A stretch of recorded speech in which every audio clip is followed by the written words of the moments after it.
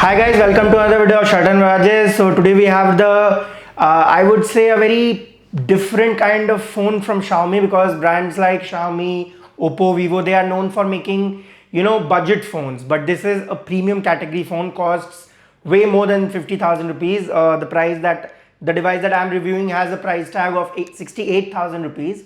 So this is a premium offering from Xiaomi, and if I have to give you a summary in the beginning, it's that they have really nailed the phone and it's a very good device. So I'll first start with the in-hand feel of the device.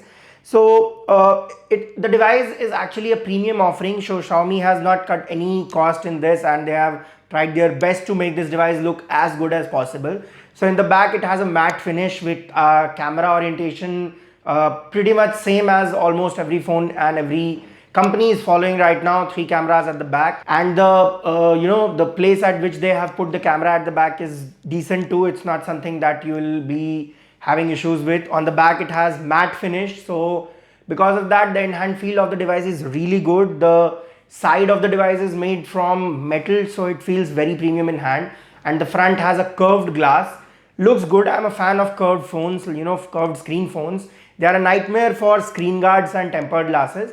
But in general, when you are viewing content, it gives kind of, a depth perception. So it is a really good thing to have a curved display on the device. It's a subjective matter though.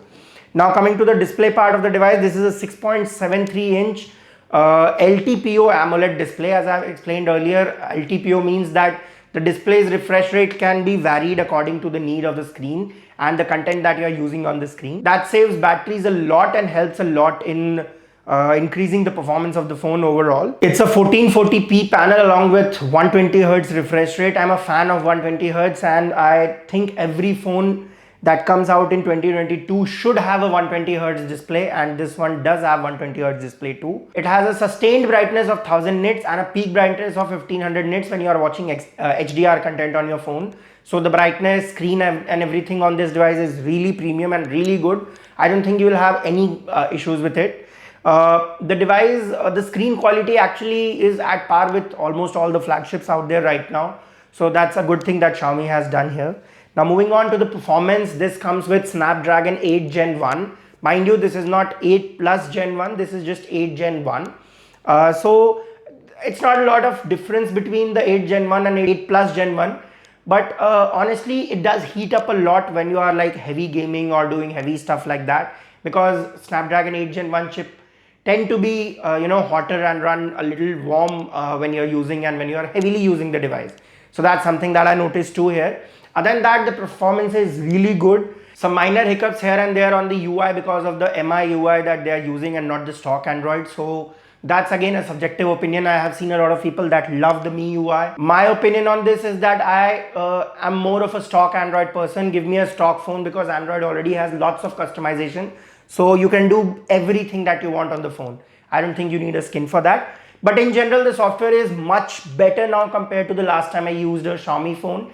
It's less bloatware filled and less heavy on the performance side, because when you are running lots of bloatware and very heavy skin on top of it, it's going to consume lots of battery, lots of processor performance, lots of RAM. So that's something that Xiaomi has fixed. The performance feels really good all along, and it's fast, it's smooth, everything is good. 120 Hz display, just minor hiccups here and there because of the UI, but that's again a subjective matter. Coming to the another point is the software side. So this is a whole and soul Xiaomi phone. They have not even tried to make it like a Pixel or a stock Android experience for that matter. As I mentioned earlier also, I'm a believer in stock Android. So I don't think I will use this phone just because of a software thing, that is the MIUI. I want a stock Android or close to stock Android experience.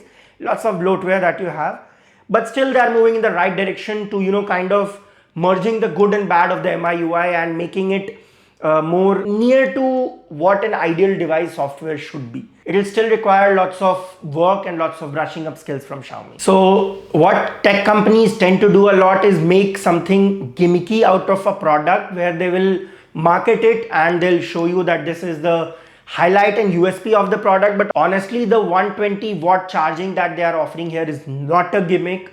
It's fast. It's like really fast. That fastest charging phone I've ever seen. It does have quick charge 4 also. One thing that I noticed is like usually when we put our phone on charge, we tend to check it time after time, like whether how much percentage is charged, should we charge more, if we have to go out, so that sort of thing. On this phone, I remember particularly, I put it on charge, I checked out, I think after 30-35 minutes, and the phone was at 15-16% when I put it in charging. So it should ideally been like, even if it's fast charging phone like a Samsung phone, it should have been like somewhere 80-85%, but this was 100% charge. So that was something very surprising to me. And honestly, it feels like they have done a good thing by providing a fast charging. I don't know how long lasting effect this will have on the battery, but for now it's a very good feature, comes very handy. So it has 3 camera sensors in the back, all 3 are 50 megapixel camera sensors, and one thing that I really like about this phone is the picture quality. It's almost at par with flagship phones like an iPhone or a, what do you call it, Pixel. It's at that level, it's that level good. And that's something I'm really appreciative of Xiaomi to do, bring the software experience to that height. And they have done lots of innovation in the camera and software and come a long way from where I used to see Xiaomi in camera department. So it's a good thing Xiaomi is moving in direction. If you want me to do a full review of camera and show you more samples and show you more detailed in-depth review of the camera, please let me know down in the comments below and I'll be glad to help you out.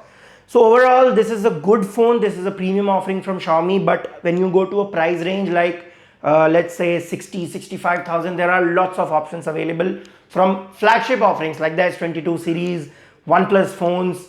But I think this phone competes more with the Samsung phone rather than the OnePlus, because OnePlus still lags behind in the camera department, and software also, it's not stock Android anymore. I know they are moving to stock Android on Android 13, but for now it's not a stock Android device. So that's something that I think it's a competition between Xiaomi and the Samsung. You should definitely go to a store, check it out and then decide.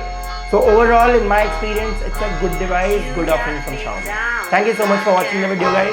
Hope to see you in the next one.